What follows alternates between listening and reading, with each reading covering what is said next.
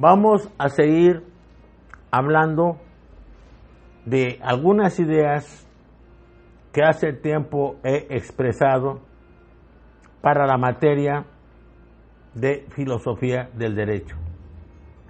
Es una materia fundamental para la formación de nuestros alumnos. Necesitamos fortalecerla con autores y autoras que tengan validez en el presente, que les sirvan para competir en una forma atractiva, en una forma ventajosa con otros chicos y chicas que están estudiando derecho. Recuerden, y se lo digo a mis alumnos, estamos ante tal vez la carrera, tal vez más súper saturada del mundo.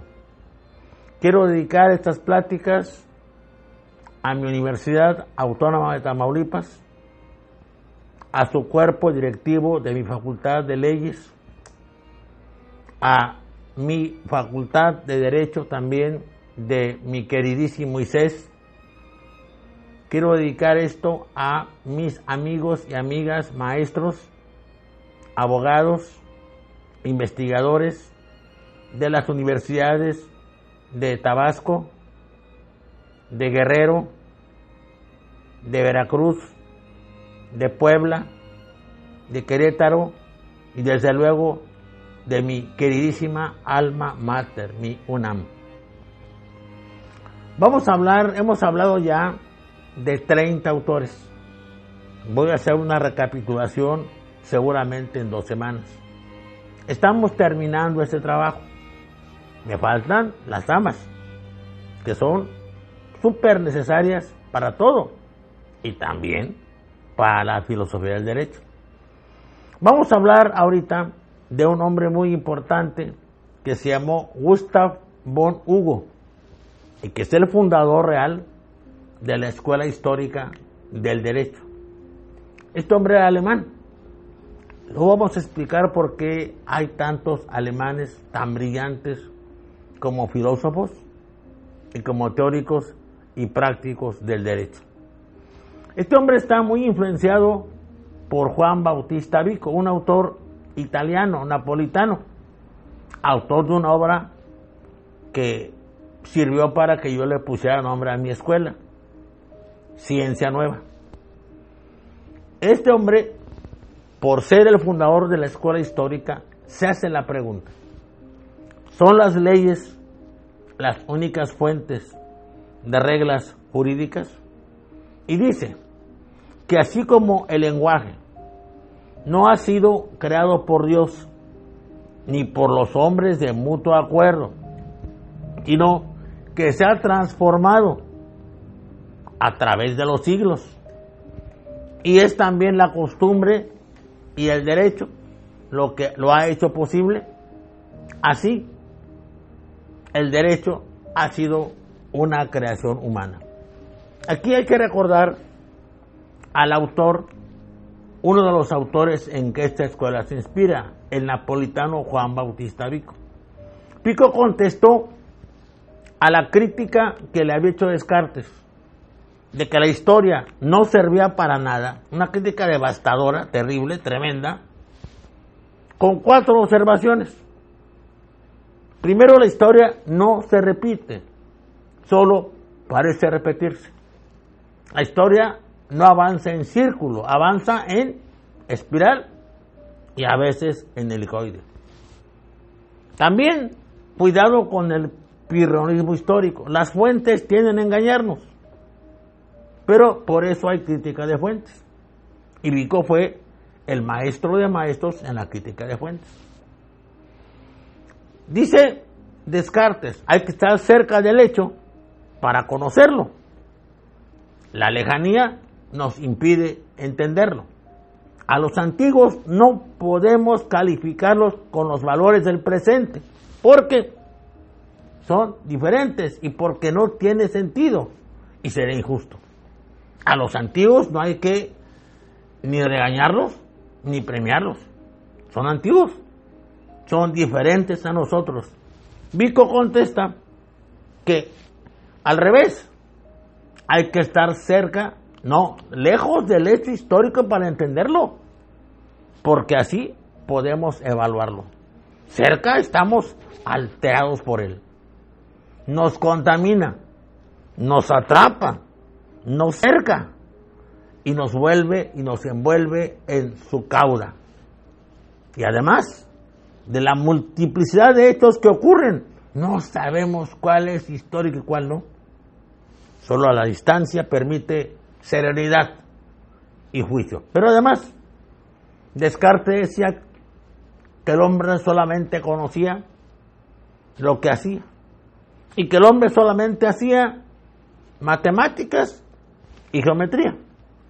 Precisamente las ciencias en las que tanto destacó Descartes. Vico le contesta que el hombre antes que matemáticas, antes que geometría, el hombre es historia. El hombre suda historia. Y hasta las matemáticas y la geometría tienen su historia. Y en una forma dulcísima, tiernísima, Vico es tierno, le dice, y hasta tú, querido Descartes, eres historia, tienes historia. Estos argumentos los retoma Gustav von Hugo, y señala que aparte de historia, el hombre hace derecho. El hombre hace el derecho como una forma, como un mecanismo para intercambiar satisfactores e intercambiar esfuerzos. El derecho es constitutivo de la esencia humana. Por eso este hombre es el real fundador de la escuela histórica del derecho. Tendrá después continuadores. El principal continuador será un francés vuelto alemán. Fíjense qué chistoso. Friedrich Karl von Savigny. Viene de Lorena. Una zona, Lorena y Alsacia, fueron conquistadas por Prusia en la guerra franco-prusiana de 1870. Pero había problemas religiosos en toda Europa y huyó su familia de Lorena a lo que es propiamente Alemania. Y ahí se formó Friedrich Karl von Savigny, pero el apellido siguió demostrando su origen francés. Fue el primer maestro de Derecho de la Universidad de Berlín. Erudito, experto, increíblemente experto en historia de Roma. Ha leído a Tito Livio, toda la primera década. Ha leído realmente autores importantes. Ha leído a Suetonio. Ya he señalado en otras ocasiones por qué no me gusta que usen tanto a Suetonio. Pero ha usado a Tácito y ha usado a Amiano, a Apiano y a otros autores. Pero lo importante es su visión acerca de la codificación. Tiene una polémica famosa con Anton Thibaut, otro gran maestro de derecho, francés. Thibaut recomendaba para Alemania y para este conglomerado de pueblos germanos un código único, ya urgente, como requisito, como alternativa, como forma de garantizar la formación del derecho en Alemania y en Austria. Savigny le contesta que no son los tiempos, que las cosas no están maduras, que un código no es algo artificial. Ojo, Savigny es continuador de Hugo y es otro de los grandes representantes de la escuela histórica del derecho. Savigny pone como ejemplos 3 códigos. El código de Napoleón. Este era un código multicitado como un gran triunfo del derecho. Se hizo en la época en que el gran mariscal de Francia se autoproclamó emperador, y Savigny señala con mucha precisión que el código tiene muchos defectos tiene muchas fallas porque hubo mucho apresuramiento político, porque fue hecho como un triunfo de la política sobre la técnica jurídica. Y entonces, este código de Napoleón, que obviamente no hizo Napoleón, pero que él lo impulsó como una señal de su gloria, tiene muchas fallas, y es precisamente este código el principal argumento para impedir, para oponerse a la codificación actual que está planteando Thibaut. Pone dos ejemplos más: el código austriaco y el código prusiano. Señala las mismas faltas, los mismos errores, los mismos tour de force, los mismos endurecimientos de las situaciones reales, el mismo desconocimiento de la realidad. Y entonces esta polémica, que fue muy conocida, le dio mucha fama a Savigny, que, repito, era un auténtico erudito en derecho romano y cómo se había ido haciendo este. Otro autor, y con esto cierro la Escuela Histórica del Derecho. Este hombre se llamó Puszta, Jorge Federico Puszta. Este hombre también emigró de Bohemia, una zona en lo que luego sería Checoslovaquia, luego República Checa. Ya ven que Europa ha sido un mosaico y sigue siendo un mosaico de nacionalidades y de realidades compactas nacionales. Tiene una obra que se llama Curso de Instituciones. También nos dice lo mismo de los que dicen los autores de la Escuela Histórica del Derecho. El derecho es prueba de la actividad histórica del pueblo. Por eso los derechos tienen características personales de los pueblos. Se las han comunicado en sus luchas, a través de su historia y a través de sus esfuerzos. Por eso esta escuela tiene muchas reticencias en pensar en una visión universal o un mosaico de naciones, porque señala que las diferencias fundamentales entre unas y otras no es fácil que se hagan a un lado, y esas formas van a ser siempre muy importantes. Recuerden, los que me estén escuchando, por favor, Puszta, antes Savigny, antes Hugo. Escuela Histórica del Derecho. El derecho lo hacen los pueblos en sus luchas por tener una mejor relación entre ellos. Viene ahora otro alemán. Los alemanes son muy brillantes en cuestión del derecho y en muchas otras cosas. Son un pueblo muy enérgico y muy luchador. Caspar Rudolf von Jhering fue alumno de Savigny. Inició su trabajo de creación literaria con algún comentario acerca de su maestro. Él va a hacer un giro en esta escuela. Se mantiene muy cercano a la Escuela Histórica del Derecho, pero hace una limitación, hace una diferenciación.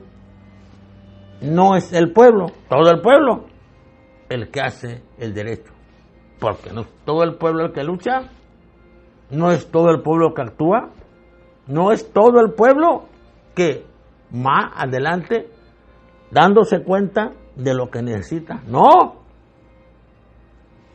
hay un sector que lucha, y ese sector que lucha es el que construye muchas cosas, entre ellas el derecho, fundamentalmente. Aquí hay algo de influencia del darwinismo social. Ojo, no me malentiendan los que me escuchan. Sí hay influencia de él en Tomás Roberto Malthus. Es inglés que escribió un bestseller de aquella época, Ensayo General sobre la Población, donde hablaba de la amenaza de muerte por hambre, donde hablaba de que la naturaleza tenía una mesa enorme, gigantesca para todos, pero que no todos tenían derecho a sentarse a disfrutarla, porque había algunos que ni siquiera sabían atinar a dónde estaban y no había que llevarlos. Malthus fue terrible, su comentario fue brutal y en muchas cosas lo seguimos manejando ahora, no nomás como teorías conspirativas, sino con visos de realidad. Goering sí creyó firmemente que los pobres creaban problemas de sobrepoblación y que las guerras, las enfermedades, las catástrofes eran formas en las que la población podía disminuir y el peligro ser menos intenso. También tuvo influencia de Carlos Roberto Darwin. Vamos a ver por qué y cuál obra. Desde luego no Viaje de un naturalista alrededor del mundo en el Eagle. Esa obra no, tal vez no la conoció. Tampoco, desde luego, fue El origen de las especies, tampoco. Pero sí se nota en Goering el impacto de El origen del hombre. Una obra pequeña, pero tremenda, que a veces, pues yo creo que muchos no hemos leído, pero yo sí la leí. Fíjense, la leí en secundaria por accidente. Un inquilino de mi mamá y mi papá tenían casas de renta. Dejó la casa y se cambió. Pagó la renta siempre, fue un hombre muy responsable, excelente persona. Dejó un libro olvidado, un librito pequeño, El origen del hombre. Lo leí de cabo a rabo y ahí decían unas cosas que me dejaron, pero completamente preocupado. Decía que las especies animales tenían mecanismos para hacer que los más débiles, los más viejos, los más atrasados y con problemas se eliminaran solos, los eliminaban ellos mismos. Pero que en cambio la especie humana había inventado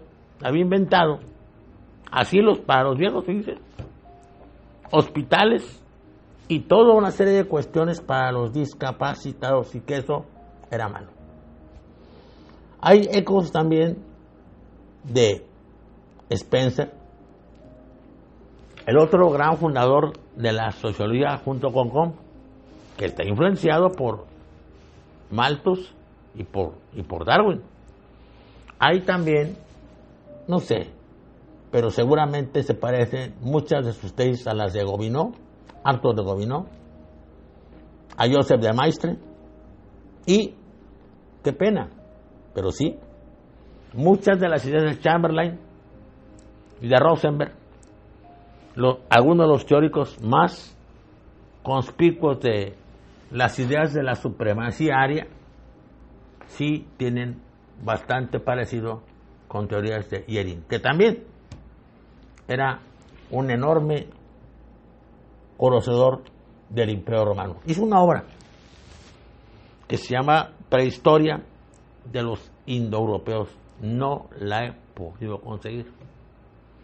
Habla de los arios, los superarios, los arios que nunca se mezclaron, que anduvieron por todas partes y se mantuvieron puros. Y después de salir de Alemania, transitar por todo el mundo, en lo que hoy es Irak, en lo que hoy es Irán, en lo que hoy es Afganistán, en lo que hoy es Pakistán, en lo que hoy es la India, y que antes fueron, hace años, la civilización de Harappa. Volvieron de nuevo al redil. ¿Cuál creen? Alemania. Y pues, gracias a eso, inauguraron el centro de centros, de lo que ya era Europa. Vamos a hablar luego ya hablamos de Herder, otro alemán, que sostiene que Asia, África, América y Australasia son lugares donde no se desarrolla el espíritu. Y en Europa se desarrolló como en ningún otro lado. Bueno, es una visión también de Herder, de Fichte, de Hegel, ya lo expliqué, y también bastante de Jellinek. Vamos a ver a otro autor. Un autor, de veras, que se me hace increíble que no lo usemos más para la materia de filosofía del derecho, y se me hace increíble que no aparezca en nuestros textos formativos. Jorge Jellinek. Y aquí va un agradecimiento a mi secretario académico, el doctor Alberto Alvarado, porque hace 2 o 3 días se me recordó a Jellinek. Yo leí con un gusto especial porque además el libro de Jellinek en 3 tomos lo tradujo un maravilloso maestro mío, el doctor Wenceslao Roses, que tradujo todo lo de Marx, todo lo que tenemos de Marx en español, todas las obras de Marx, todas, absolutamente todas, fueron traducidas por el doctor Wenceslao Roses, de quien tuve la dicha infinita de ser alumno, del que aprendí lo que pude aprender. El hombre era un mundo de conocimientos y muchas cosas escapaban a mi alcance. Pero una cosa me sorprendió de él: Jellinek no es marxista, no es materialista, y el maestro Roses era marxista, materialista y creyente todavía en esa época en la posibilidad de que la Unión Soviética corrigiera su camino, que ya veíamos que se estaba desviando. Sin embargo, la opinión del maestro Roses sobre Jellinek era increíblemente tierna, dulce. Lo veía como una visión muy completa del derecho, de las minorías, de la teoría general del Estado, de la doctrina social del Estado, de la teoría general del derecho público y de la naturaleza jurídica de los tratados. Fíjense, nos platicó con Jellinek el primer tratado, el de Ramsés II y Atusilas. Ramsés era el faraón de Egipto y Atusilas era el rey de los hititas, de Ati, se llama así el nombre. Es un tratado, hay 2 copias exactamente iguales, con un cambio.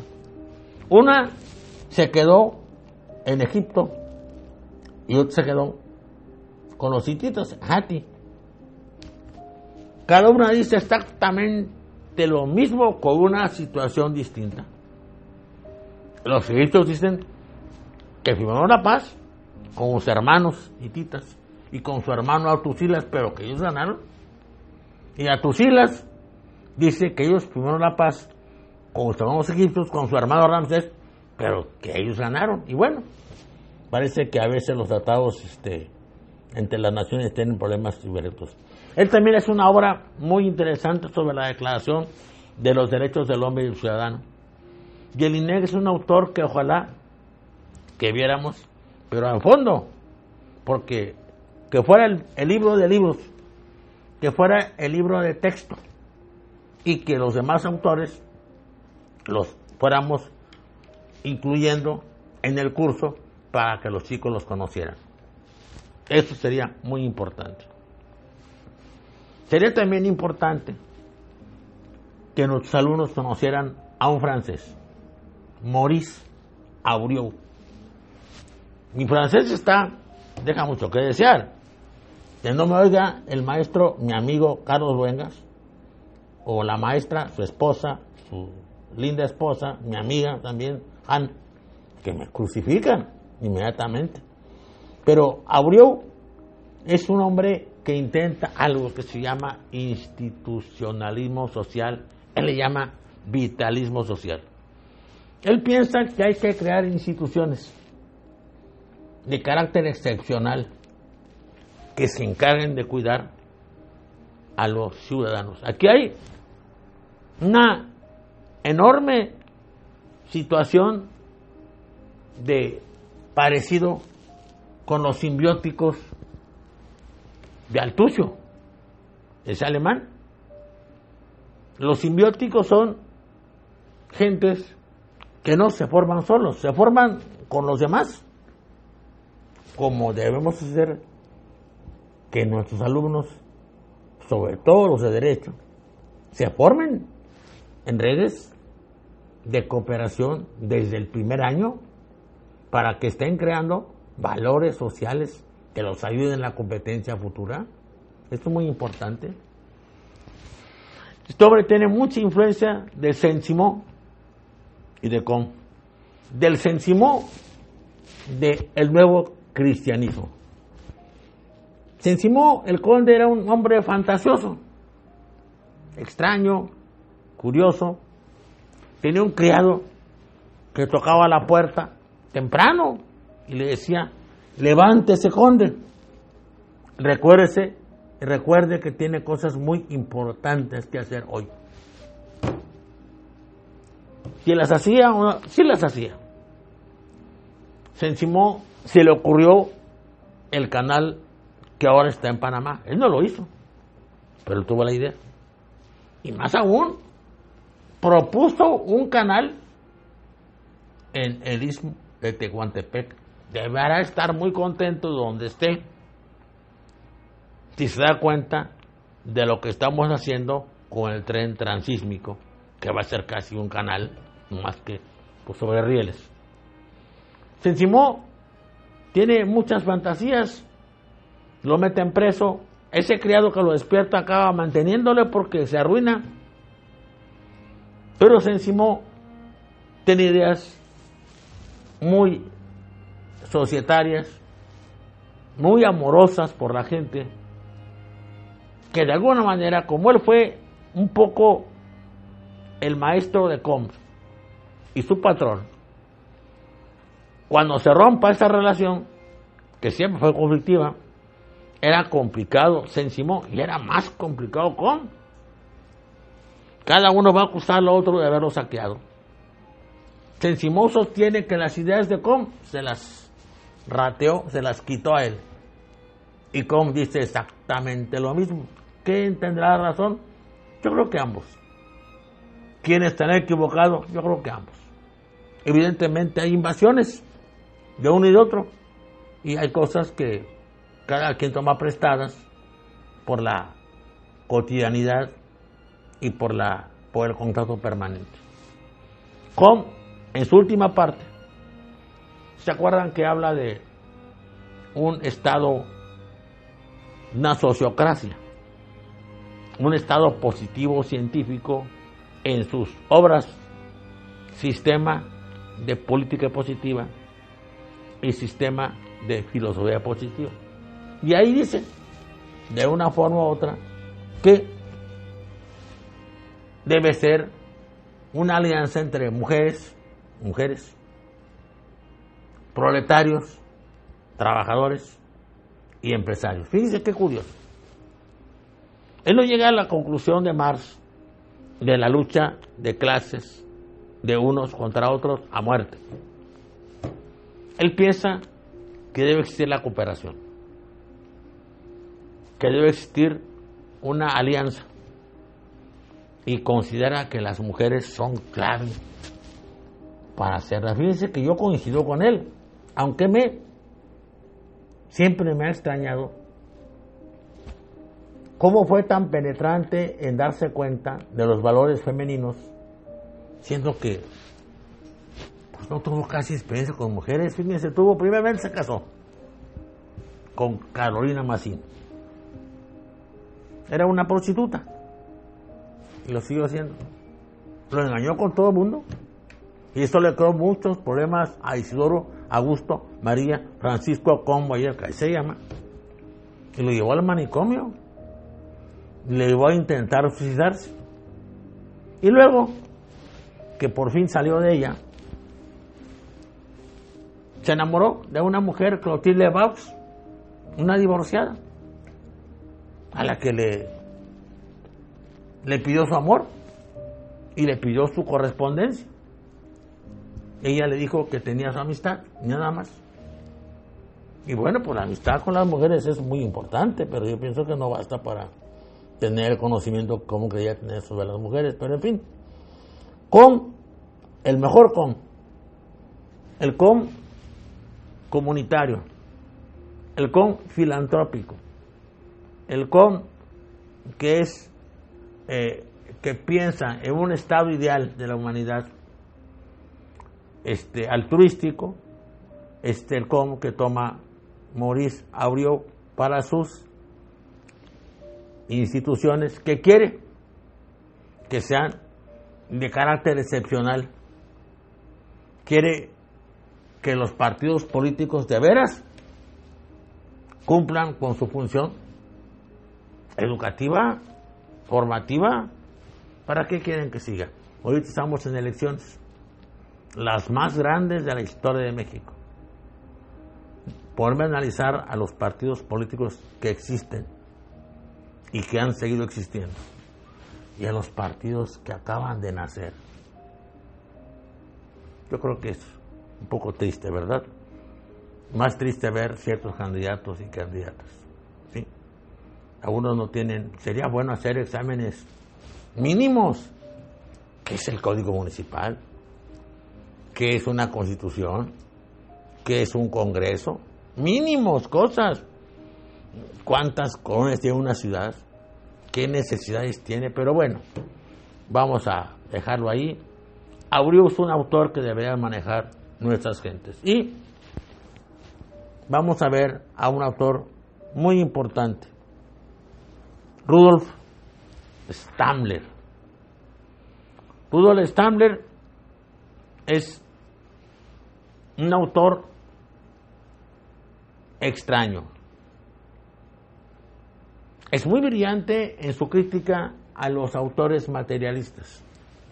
Tiene una obra que se llama Economía y Derecho en la concepción materialista de la historia.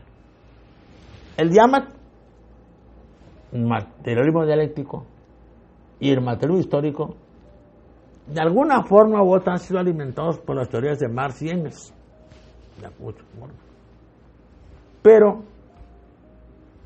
él siente que cuando se meten los historiadores marxistas, materialistas, a analizar la historia antigua, por ejemplo Roma, se equivocan. Pon un ejemplo de su análisis de clases sociales para ser un aspecto de la historia de Roma. Roma tuvo en un tiempo rebeliones de esclavos,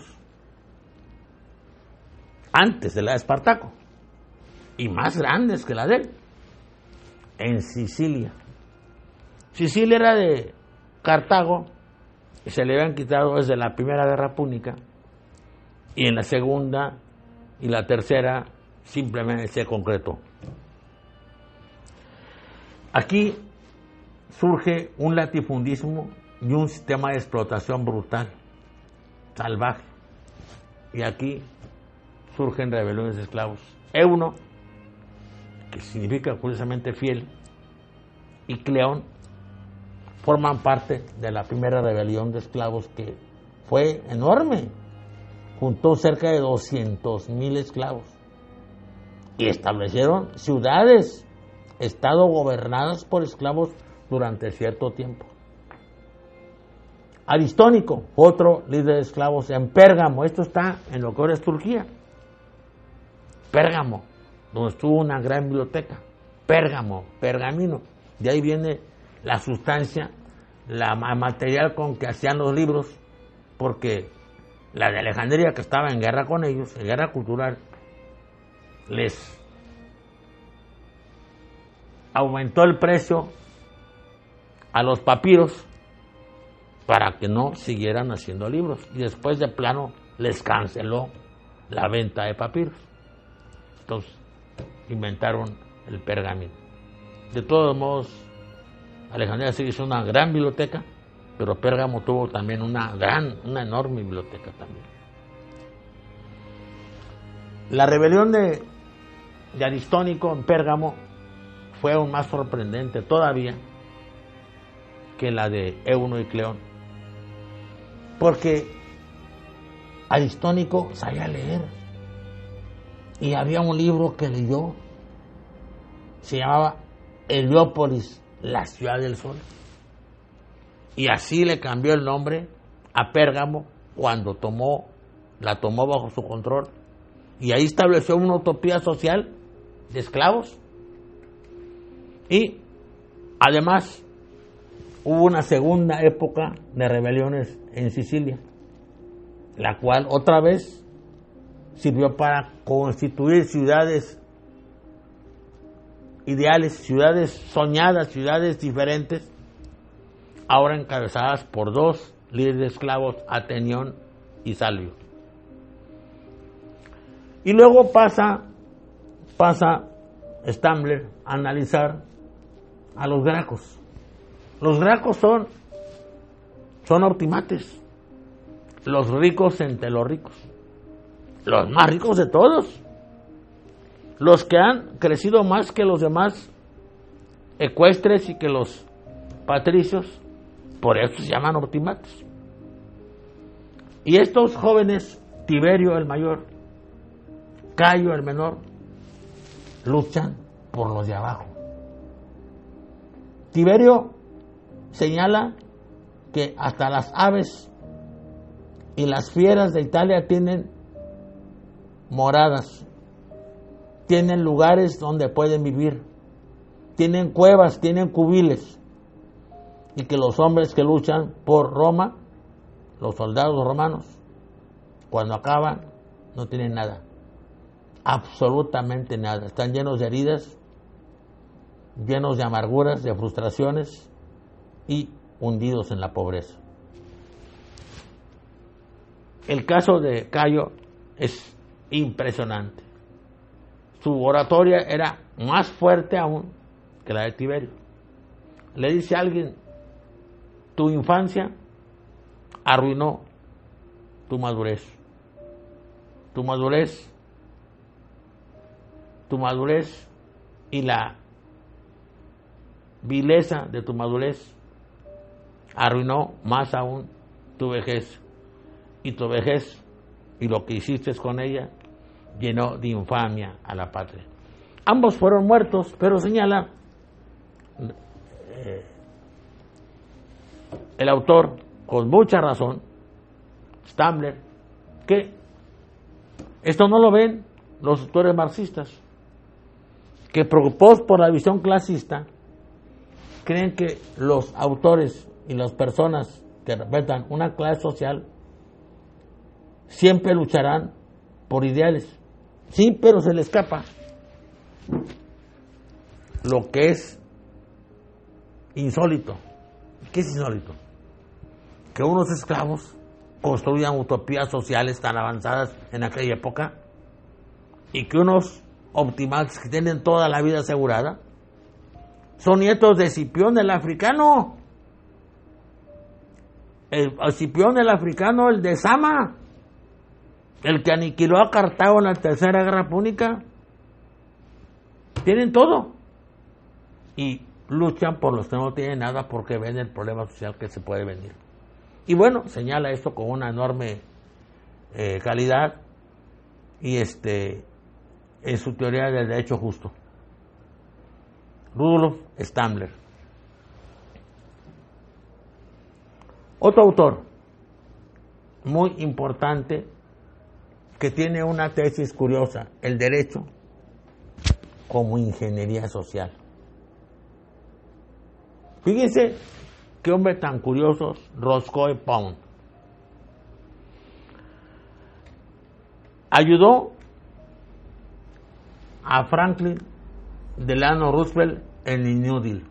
¿Qué fue el New Deal? Fue una política pragmática como la que creo que quiere implementar Andrés Manuel para México. No socialismo, ni siquiera socialdemocracia, ajustes. Roosevelt dijo a los grandes capitalistas norteamericanos: tienen que dejar de ganar un tiempo para poder seguir ganando. Continuó las leyes antimonopolios de Theodore Roosevelt, Nemrod, según la poema de Neruda, y ofreció cuestiones sociales para todo el pueblo que estaba en pleno debacle. Es la caída de Wall Street, la caída de todo, de sin chamba, sin nada. Algo que hizo también Hitler en el 33. Bueno, Roscoe Pound ayudó a Franklin Delano Roosevelt a darle base jurídica al New Deal, para que vean que el derecho funciona, siempre funciona, como lo que dice él, ingeniería y reingeniería social. Es otro erudito en derecho romano. Es que yo insisto mucho en que lleven bien la materia de derecho romano nuestros alumnos, pero que se metan en detalle la historia para ver por qué ocurren las cosas. A mí me enseñó Pound algo muy curioso. Estamos siempre con la tentación de creer que lo que todos repiten, que la reforma de Caracalla, el emperador, que no se llamaba así, su padre se llamaba Baciano, el padre le puso Marco Aurelio Antonino, que quería fundar una dinastía. El padre era Septimio Severo y había nacido en África y era medio romano y medio cartaginés, y eso quitaba muchos problemas. Marco Aurelio Antonino eran nombres de emperadores de una etapa: Nerva, Trajano, Adriano, Fulvio, Antonio, Bolonio, Antonino, Pío y Marco Aurelio. Caracalla es un apodo, y hay emperadores que han vivido y muerto con el apodo. Calígula era el nombre de una sandalia con botitas de fierro que usaban para no caerse en el monte. Y cuando este niño, siendo niño, fue con su padre germánico, los soldados le compraron le hicieron unas botitas, y el apodo se le quedó para siempre: Calígula. Caracalla se llama Marco Aurelio Antonio, pero la caracalla es un abrigo, una especie de abrigo grande, largo, con capota, que se pone así como gorro por el frío, y eso se llama Caracalla. Y con eso quedó él, su apodo, y pasó a la historia. Bueno, hizo muchas cosas malas, y para muchos la ciudadanía universal, la reforma la hizo para obtener impuestos y obtener recursos. Definitivamente desde antes de Caracalla o de Marco Aurelio Antonino, sí hay una pasión voraz por el recurso de los emperadores romanos, pero nos dice Pound: no, detengamos el juicio. No es correcto. No es correcto porque ya el 85% de la gente que vivía en el Imperio Romano ya eran ciudadanos, de facto o de hecho y derecho, ya. ¿Qué pasa? ¿Quién sugirió esta modificación? Caracalla no. Dos excelentes, brillantísimos abogados: Ulpiano y Papiniano. ¿Por qué? porque tenían que modificar la estructura. Roma ya era un imperio, ya tenía millones de habitantes, tenía muchos kilómetros cuadrados, muchos, 15